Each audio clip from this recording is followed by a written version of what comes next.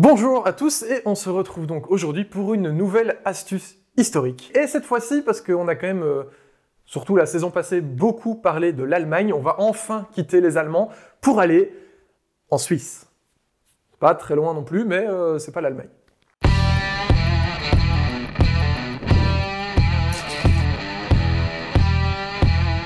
Plus précisément à Liestal, j'espère que mon accent n'est pas trop mauvais, où en 1944, Hermann Steiner fonde une menuiserie. À l'époque, en Suisse, il y a quand même pas mal de menuiseries qui voient le jour, puisque malgré la guerre qui déchire l'Europe, l'industrie du bois en Suisse est florissante. Entre autres parce que c'est eux qui vont énormément fournir de bois et de construction, que ce soit pour la construction d'avions par exemple, ou de baraquements militaires, et que la Suisse, l'air de rien, est quand même vachement moins touchée par la guerre, vu son histoire de neutralité. Je vous renvoie à plein d'autres vidéos de vidéastes qui sont plus spécialisés dans l'histoire pour comprendre pourquoi la Suisse est un peu plus protégée de la guerre à ce moment-là. À la base, donc, notre Hermann Steiner est simplement menuisier, donc fabrique un peu de tout, du mobilier, des placards, il fabrique des choses en fait en bois tout simplement. L'invention qui va le rendre célèbre et pour laquelle on fait cette vidéo aujourd'hui, c'est tout simplement la fameuse machine lamello. Cette invention lamello, elle va être créée en 1955, et cette idée de machine lamello pour faire des assemblages entre les panneaux va, selon la légende, lui arriver pendant un rêve.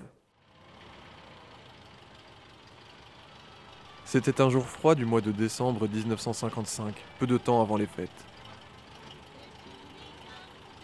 Nous devions livrer toute une quantité de petits travaux d'ébénisterie réalisés en vue de Noël. Fonsi, le transporteur de Liestal, assurait la livraison pour notre compte. Oh la vache, je crois que je vais attraper la crève. On a connu de temps meilleur, hein. Ouais. T'inquiète pas, dernière livraison, et puis maison, heureusement.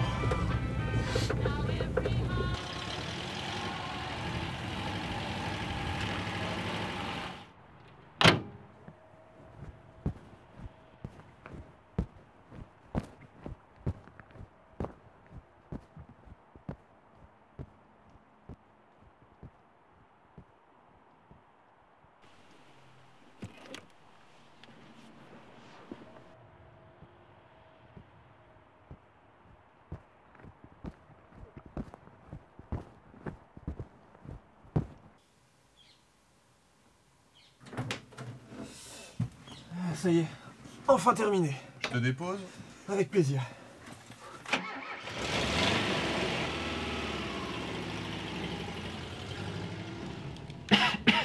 J'étais enfin rentré à la maison. A priori, j'avais encore une fois pris froid. Mais maintenant, le vent de panique était passé, une fois de plus. T'es brûlant. Je vais voir s'il nous reste de l'aspirine.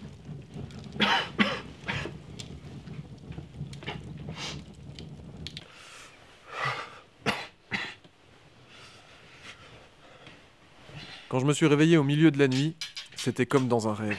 Mes pensées n'étaient plus accaparées par la douleur. Elles étaient tournées vers un tout autre problème qui me tracassait déjà depuis quelque temps. À cette époque, nous avions commencé à travailler sur des plaques d'agglomérés et nous avions de grosses difficultés pour les relier ensemble. Dans la fièvre de mon coup de froid, j'ai brutalement aperçu une solution qui me fit oublier tout le reste. Ah non, je suis sûr que ça peut fonctionner. Si on fait des petites rainures dans le bois et puis on vient y insérer des petites languettes, ça permettra de faire un assemblage sans l'affaiblir. Mon chéri, tu devrais aller te reposer encore. La fièvre t'a fait fantasmer sur une machine imaginaire. C'est possible. Mais il faut que je fasse un prototype. Il faut que j'en sois sûr.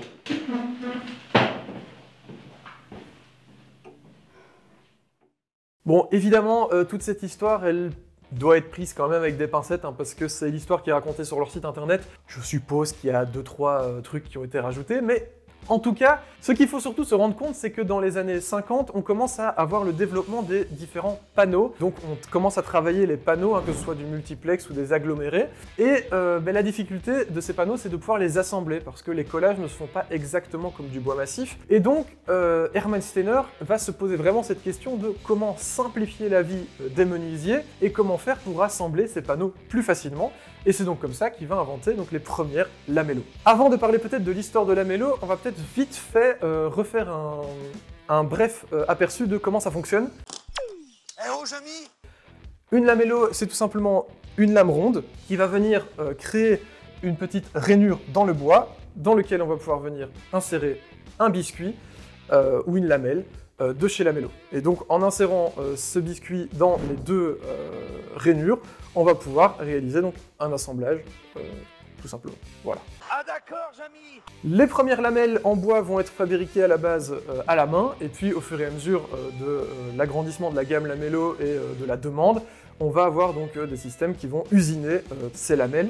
Il faut savoir que ces lamelles en bois, elles sont faites en hêtre, tout simplement parce que le hêtre est le bois le plus présent en Suisse autour de l'usine Lamello, et elles sont toujours faites, si vous achetez évidemment les lamelles de chez Lamello, elles sont toujours faites avec du bois local et transformées localement. Donc on a vraiment un produit qui est local et avec un circuit très court. La première lamello va donc être une lamello stationnaire, donc un système fixe, qui va être mis au point donc, en 1955 et qui va vraiment être utilisé à partir de 1956. Pour arriver aux premières lamello portatives, il faudra attendre 1968. Évidemment, les modèles vont évoluer au fur et à mesure, puisqu'on va avoir des technologies de plus en plus pointues, des matériaux de plus en plus pratiques pour créer des machines avec de plus en plus de réglages différents. En 1979, la marque va être reprise par le fils, évidemment, puisque chez Lamello, on reste une entreprise très familiale, donc c'est le fils qui va reprendre les rênes de la marque et qui va continuer à développer les produits. C'est comme ça qu'en 1994, on va avoir le développement de la première fraiseuse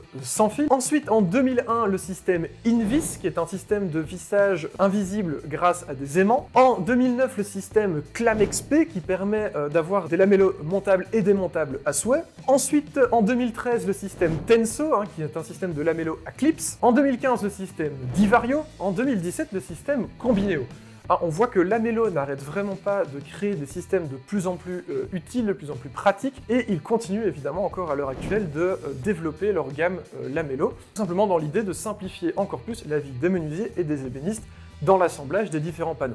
Il faut donc savoir que Lamello continue à être fabriqué en Suisse, donc ça reste un produit purement suisse avec je veux dire, toute la précision et la connaissance qu'on connaît aux Suisses. Il ne faut pas oublier que c'est quand même des gens qui font des montres et des horloges, donc ils s'y connaissent un petit peu en mécanique de précision.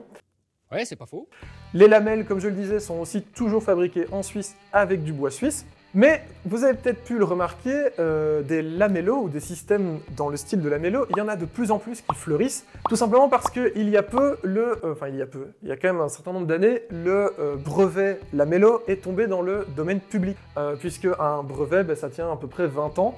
Comme lamello est tombé dans le domaine public, il y a plein d'autres marques, on a DeWalt, on a Triton, on a Makita, se sont lancés eux aussi dans la création de lamelleuses en fait, donc de machines pour faire des rainures et mettre des lamelles. Et donc aujourd'hui il y a toute une concurrence et c'est aussi ça qui pousse Lamello à créer de plus en plus de lamellos différents avec des techniques différentes. C'est aussi entre guillemets grâce à cette concurrence qui s'est créée que Lamello a envie d'aller toujours plus loin dans ses créations. Aujourd'hui, voilà, si vous avez besoin d'une lamelleuse, vous n'êtes pas forcément obligé de vous tourner vers la marque Lamello, vous pouvez très bien aller vers du DeWalt par exemple qui fait ça très très bien aussi.